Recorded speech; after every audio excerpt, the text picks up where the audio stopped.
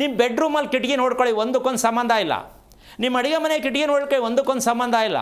ನಿಮ್ಮ ದೇವಮೂಲೆಯಲ್ಲಿ ಕಿಟಕಿ ನೋಡ್ಕೊಳ್ಳಿ, ಒಂದಕ್ಕೊಂದು ಸಂಬಂಧ ಇಲ್ಲ. ಹೆಂಗ್ರಿ ಜೀವನದಲ್ಲಿ ನೆಮ್ಮದಿಯಾಗಿ ಸರಸ್ವತಿ ಅನುಗ್ರಹ ಪ್ರಾಪ್ತಿ ಆಗುತ್ತೆ? ಒಳ್ಳೆ ಬುದ್ಧಿ ಬೇಕು ಅಂತ ಮಕ್ಕಳಿಗೆ ಹೇಳ್ತೀರಾ, ಮಕ್ಕಳಿಗೆ ಹಿಡ್ಕೊಂಡು ಹೊಡಿತೀರಾ, ಮಕ್ಕಳಿಗೆ ಟ್ಯೂಷನ್ಗೆ ಹಾಕ್ತೀರಾ, ಅವ್ರಿಗೆ ತೊಂದರೆ ಕೊಡ್ತೀರಾ. ನಿಮ್ಮಲ್ಲಿರೋ ಕಿಟಕಿ ಗಮನಿಸ್ಕೊಳ್ಳೋಕ್ಕಾಗಿಲ್ಲ ಅಂದರೆ ಯಾವ ಪುರುಷಾರ್ಥಕ್ಕೆ ಮನೆ ಕಟ್ಟಬೇಕು ಅಂತ ಇದೆಲ್ಲರಿಗೂ ಅರ್ಥ ಆಗಿದೆ ಅಂತ ಅನ್ಕೋತೀನಿ. ಇನ್ನು ಇದನ್ನು ಫಿನಿಶ್ ಆದಮೇಲೂ ಕೂಡ ಒಂದು ಸಲ ತೋರಿಸ್ತೀನಿ ಒಳಗಡೆ ಹೇಗಿರಬೇಕು, ಹೊರಗಡೆ ಮನೆ ನೋಡ್ಲಿಕ್ಕೆ ಹೇಗೆ ಬರಬೇಕು, ಕೊನೆ ಮನೆಯಲ್ಲಿ ಟಾಪ್ ಇದು ಹೆಂಗೆ ಕಾಣಿಸ್ತಾ ಇದೆ, ಅದು ಎಲ್ಲಿಗೆ ಫಿನಿಶ್ ಆಗಿ ಹೆಂಗೆ ತೋರಿಸ್ಬೇಕು. ಈ ಮೇಲ್ಗಡೆ ಕಾಣಿಸ್ತಾ ಇದೆಯಲ್ಲ ನಮ್ಮ ಸ್ಕ್ವೈರು, ಅಲ್ಲಿಗೆ ನಿಲ್ಲಿಸ್ತಾರೆ ಸಾಮಾನ್ಯ ಮನೆ ಕಟ್ತೋರು. ಆ ಬಿಸಿಲು ಅದ್ರ ಮೇಲೆ ಬಿದ್ದು ಮನೆ ಒಣಗಿದ್ರೆ ಮನೇಲಿರೋ ಜನಕ್ಕೆ ರೋಗ ಜಾಸ್ತಿ ಆಗುತ್ತೆ. ಅದನ್ನು ಮುಚ್ಚಬೇಕು. ಯಾಕೆ ಮುಚ್ಚಬೇಕು ಅಂದರೆ ಭೂಮಿಯ ಆಕರ್ಷಣೆ ಇದೆ, ಹೌದಾ? ಮನೆ ಭೂಮಿಯ ಆಕರ್ಷಣೆಯಿಂದ ನಿಂತಿದೆ. ಈಗ ಅದಕ್ಕೆ 4 ಭಾಗಗಳು, 4 ದಿಕ್ಕು. ಮೇಲ್ಗಡೆ ನಾವು ಅದನ್ನು ಪಿರಮಿಡ್ ಥರ ಡಿಸ್ಪ್ಲೇ ಮಾಡಿದ್ರೆ, ಸ್ಲೋಪ್ ಮಾಡಿದ್ರೆ ಭೂಮಿಯ ಆಕರ್ಷಣೆಗೆ ಅದು ಇಟ್ಕೊಳ್ಳುತ್ತೆ. ಬಿಲ್ಡಿಂಗ್ ಆ ಕಡೆಗೆ ಲೋಡ್ ವ್ಯತ್ಯಾಸ ಆಗಲ್ಲ. ಸಮತೋಲನವಾದ ಮನೆ ಯಾವುದು ಅಂದರೆ ಇದು. ಮನುಷ್ಯನಿಗೆ ಸಮತೋಲನ ಯಾವುದು ಗೊತ್ತಿಲ್ಲ.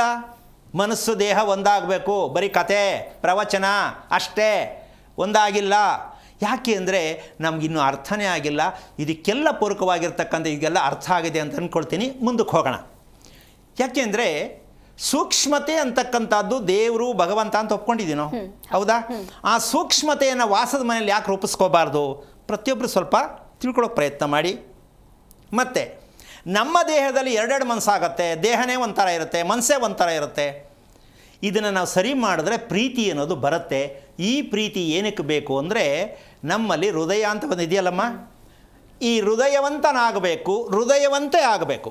ಹೆಣ್ಣು ಹೃದಯವಂತೆ, ಗಂಡು ಹೃದಯವಂತ. ಆಹಾ, ಶ್ರೀರಾಮ ಸೀತೆ ಥರ ಇರ್ತಿರ್ರಿ ಮನೆಯಲ್ಲಿ. ಇದು ಬೇಕು ಅಂತೆ ಬೇಡ ಅಂತ್ಯಮ್ಮ? ಶ್ರೀರಾಮ ಸೀತೆ ಗೊತ್ತಿಲ್ಲ, ನಾವು ಹಂಗಾಗಿಲ್ಲ, ಅವ್ರ ದೇವರು, ನೀವ್ಯಾರು? ಕ್ವಶನ್ ಹಾಕೊಳ್ಳಿ. ಅವ್ರ ದೇವರು ಅಂದರೆ ನೀವು ಯಾರು ಹಾಗಾದರೆ? ನೀವು ದೇವರು ಆಗಬೇಕಲ್ಲ, ಆಗಿಲ್ಲ. ಯಾಕೆ? ಹೃದಯವನ್ನು ನೀವು ಗಮನಿಸುವುದು, ಗುರುತಿಸುವುದು, ಪ್ರೀತಿಸುವುದು, ಬಳಸುವುದು ಗೊತ್ತಿಲ್ಲ. ಕರೆಂಟ್ ಹೆಂಗೆ ಉತ್ಪತ್ತಿ ಆಗಬೇಕು ನಮ್ಮ ದೇಹದಲ್ಲಿ ಅಂತ ಗೊತ್ತಾದಾಗ ನಿಮ್ಮ ಹೃದಯ ನಿಮ್ಮದಾಗತ್ತೆ. ಕರೆಂಟ್ ಉತ್ಪತ್ತಿ ಮಾಡೋದು ಹೃದಯಕ್ಕೋಸ್ಕರವಾಗಿ ನಾವೇನು ಮಾಡಬೇಕು ಅಂತ ನಮಗಿನ್ನೂ ಗೊತ್ತಿಲ್ಲ. ಯಾಕೆಂದಿದ್ದು ಪುಸ್ತಕದಲ್ಲಿ ಇದ್ದರೂ ಗೊತ್ತಿಲ್ಲ, ಪುಸ್ತಕದಲ್ಲಿ ಇದೆ, ಗೊತ್ತಿಲ್ಲ. ಈಗ ಮುಂದಿನ ವಿಚಾರ, ಇದ್ರ ಬಗ್ಗೆ ವಿಸ್ತಾರವಾಗಿ ಹೇಳ್ತಾ ಹೋಗೋಣ. ಕಾರಣ ಏನಂದರೆ, ಒಂದು ಮಗುವನ್ನು ಸಾಕಲಿಕ್ಕೆ ತಂದೆ ತಾಯಿ ಎಷ್ಟು ಕಷ್ಟಪಟ್ಟು ಇಷ್ಟಪಡ್ತಾರೆ, ಹೀಗೇ ಸಾಕಬೇಕು ಬೆಳೆಸಬೇಕು ಅಂತ. ಆಗಿಲ್ಲ, ಆಗುತ್ತಿಲ್ಲ. ಕಾರಣ ನಾವು ಮನೆಗೆ ಹೊಂದಾಣಿಕೆ ಮಾಡ್ತಕ್ಕಂಥ ಅಭ್ಯಾಸ ನಮಗೆ ಗೊತ್ತಾಗಿಲ್ಲ.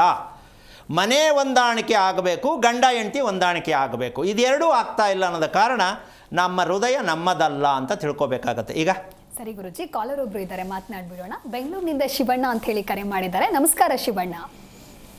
ಹಲೋ, ನಮಸ್ಕಾರ ಮೇಡಮ್. ಯಾರ ಬಗ್ಗೆ ಕೇಳಬೇಕಾಗಿತ್ತು ತಿಳಿಸಿ. ನನ್ನ ಮಗನ ಬಗ್ಗೆ ಕೇಳ್ತಾರೆ ಮೇಡಮ್. ಓಕೆ, ನಕ್ಷತ್ರ ಹೇಳಿ. ರೇವತಿ ನಕ್ಷತ್ರ. ಗುರುಗಳಿದ್ದಾರೆ, ಮಾತನಾಡಿ. ಹಲೋ, ಅಲ್ಲ, ಹರಿಓಂ ಗುರುಜಿ. ನಾರಾಯಣ. ಯಾವ ಊರಿಂದ ಮಾತಾಡ್ತಾ ಇದ್ದೀರಾ? ಇಲ್ಲೇ ಬೆಂಗಳೂರು ಮಾಧವರ ವಾಸನ. ಓಕೆ. ಮಗ ಎಷ್ಟು ವಯಸ್ಸು? ಮಗ 21, ತುಂಬ 22 ರನ್ನಿಂಗ್ ಸ್ವಾಮಿ. ಏನಾಗಬೇಕಾಗತ್ತೆ ಅವನ ಬಗ್ಗೆ? ಸ್ವಾಮಿ, ಅವನ ಆರೋಗ್ಯದ ಬಗ್ಗೆ ಕೇಳಬೇಕು. ಕೆಲಸಕ್ಕೆ ಹೋಗಲ್ಲ, ಬರೀ 3 ದಿನ ಹೋಯ್ತಾನೆ. ಮೊನ್ನೆ ಬಿಟ್ಬಿಟ್ಟು ಬಂದು ತಿರ್ಗ ಮನೆ ಮೇಲೆ ಹೋಗ್ತಾನೆ. ಏನು ಇನ್ನು ಮುಂದೆ ಏನು ಮಾಡ್ತೀಯ ಅಂತ ಕೇಳಬೇಕಿತ್ತು. ಅವೆಲ್ಲ ಕೇಳಿದ್ರೆ ಸ್ವಾಮಿ, ಇನ್ನ ಕೆಲಸ ಸೆಟ್ ಆಗಲ್ಲ ನನಗೆ ಅಂತಾನೆ. ಮೊಬೈಲ್ ಚೆನ್ನಾಗಿ ನೋಡ್ತಾನೆ? ಹೋಯ್ತಾನೆ. ಹಾಂ, ಮೊಬೈಲ್ ಚೆನ್ನಾಗಿ ನೋಡ್ತಾನೆ. ಮೊಬೈಲ್ ಅಂತ ಯಾವಾಗಲೂ ಇಟ್ಕೊಂಡೆ ಅಷ್ಟೇ. ಮತ್ತೆ ಲವ್ ಮಾಡಿಬಿಡಿ ಅಂತ ಅವ್ನಿಗೆ ಹೇಳ್ಬಿಡಿ, ಲವ್ ಮಾಡಪ್ಪ ಚೆನ್ನಾಗಿ ಅಂತ. ವಾ, ನಿಂತೋಯ್ತು.